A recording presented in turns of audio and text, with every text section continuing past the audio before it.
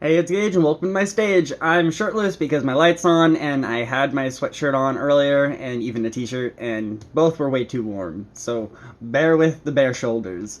I'm here with part two of my thoughts on the queer community. Uh, the first one didn't really get a whole lot of views, but my boyfriend's really enthusiastic about me getting my viewpoints out there. So I'm just gonna be making the video and popping it out there for fun. It's my channel. Uh, So, in my last video, I was talking about the differences and my points of like masculine and feminine, and how like everyone is basically entitled to tolerance, not acceptance. And that's just my jumping off point from right there. Is how I feel like no matter where you are on the spectrum of femininity or masculinity, people are so wanting to be accepted that they can't accept themselves. And so if someone has a problem with how masculine or effeminate you are, that immediately is like closeted homophobia or something, which, don't get me wrong, that might totally be a thing. There might still be queers who are a bit biased or bigoted in their head, but from what I can tell, like that's not really a thing. It's more like they have a preference. Like I like thinner guys. Some guys like bigger guys or muscular guys, you know? And just because someone isn't initially attracted to a masculine or a feminine physique doesn't initially mean that there is a problem with that person or those people. And I hear this a lot. I hear this a lot where people who look like me, who are muscular, or people who are like really thin or traditionally attractive, as they put it, um, will want to date people that they are attracted to.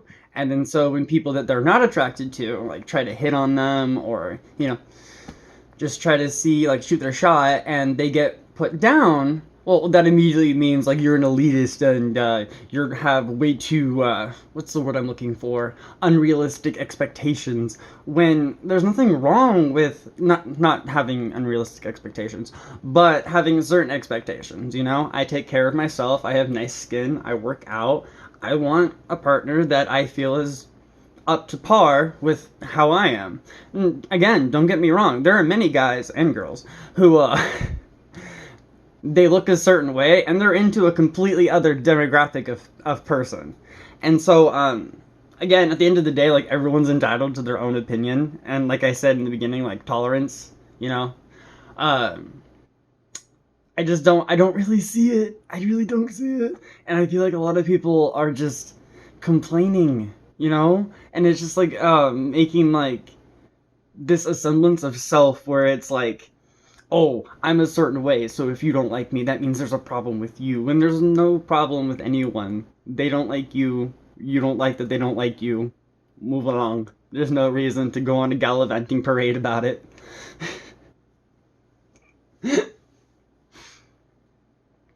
um, that being said, that brings me to my last topic, because I got about a minute and a half before the 5-minute video is over. The whole Harry Styles wearing a dress.